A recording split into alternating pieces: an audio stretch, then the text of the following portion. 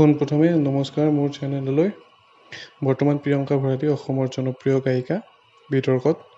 এই বিতৰ্ক এখন ফটো আৰু এটা টক শ্ব' লৈ।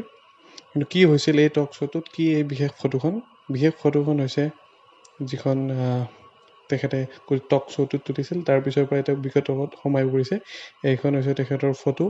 তেখেতে নিজ মুখে এই ফটোখন আৰু টক শ্ব'টোৰ বিষয়ে কি প্ৰতিক্ৰিয়া প্ৰকাশ কৰিছে সেই ভিডিঅ'টো চাওঁ আহক। পোনপ্ৰথমতে সকলোকে ধন্যবাদ জ্ঞাপন কৰিছোঁ। যোৱাকালি যি টক শ্ব' হৈছিলে সেই টক শ্ব'ত আপোনালোকে যিসকলে মোক ছাপোৰ্ট কৰিছে, অনুৰাগী মোৰ ৱেল উইচাৰ্ছসকল সকলোকে মই আন্তৰিক ধন্যবাদ জ্ঞাপন কৰিছোঁ।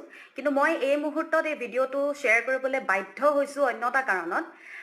যোৱাকালিৰ অনুষ্ঠানটো শেষ হোৱাৰ পিছত আমাৰ প্ৰাগ নিউজৰ MD সঞ্জীৱ নাৰায়ণ ডাঙৰীয়াই আমাক অনুষ্ঠানটো হৈ যোৱাৰ পিছত বিশেষভাৱে তেখেতে মোক ব্যক্তিগতভাৱে মোক কৈছিলে যে যি হ'ল তুমি তোমাৰ ক'বলগীয়াখিনি ক'লা, আমাক পাৰ্চনেলি তুমিও বেয়া নাপাবা আৰু আশা কৰোঁ তুমিও আমাক বেয়া নোপোৱা।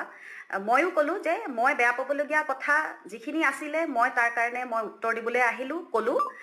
আৰু তেওঁলোকে মোক অতিথি হিচাপে সেইখিনি শেষ মুহূৰ্তত তেওঁলোকে মোক সুন্দৰভাৱে তেওঁলোকে বিদায় দিওঁতে তেওঁলোকে সেইখিনি সময়ত এখন ফটো একেলগে তুলিছিলে। ভদ্ৰতাৰ খাতিৰত ময়ো তুলিছোঁ তেওঁলোকৰ লগত।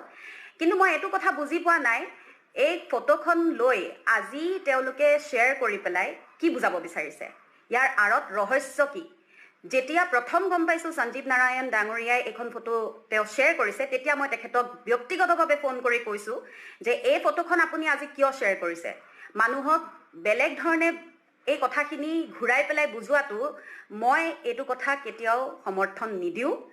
ফটো এখন তুলি পেলাই তেওঁ আজি সেইখন ফটো শ্বেয়াৰ কৰাটো মই ভাল পোৱা নাই। গতিকে মই তেখেতক ব্যক্তিগতভাৱে সেইটো কথা প্ৰশ্ন কৰিলোঁ। তেখেতে তেতিয়া ক'লে হ'ব মই এখন ফটো গুচাই দিম। কিন্তু ইতিমধ্যে সেইখন ফটো কেইজনমান ব্যক্তিয়ে শ্বেয়াৰ কৰি আছে। যিসকলে শ্বেয়াৰ কৰি আছে মই ভালকৈ আপোনালোকক জনাবলৈ বিচাৰিছোঁ, মোৰ নিচিনা সাধাৰণ গায়িকা এগৰাকীৰ প্ৰয়োজনো নাই বুজাবুজি কৰিবৰ কাৰণে। আমি কষ্ট কৰি উঠা মানুহ, কষ্ট কৰি যাম। নাই আগতে বুজাবুজি কৰিছিলোঁ, নাই কৰি আছোঁ, নাই কৰিম ভৱিষ্যতলৈ।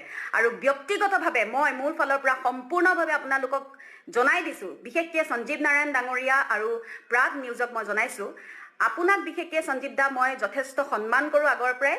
আপোনাৰ লগত কথাটো বেলেগ, কিন্তু দেৱজিৎ ভূঞা ডাঙৰীয়াৰ লগত মোৰ যিখিনি কথা আছিলে সেইখিনি সম্পূৰ্ণভাৱে মই মুকলিকৈ ক'লোঁ।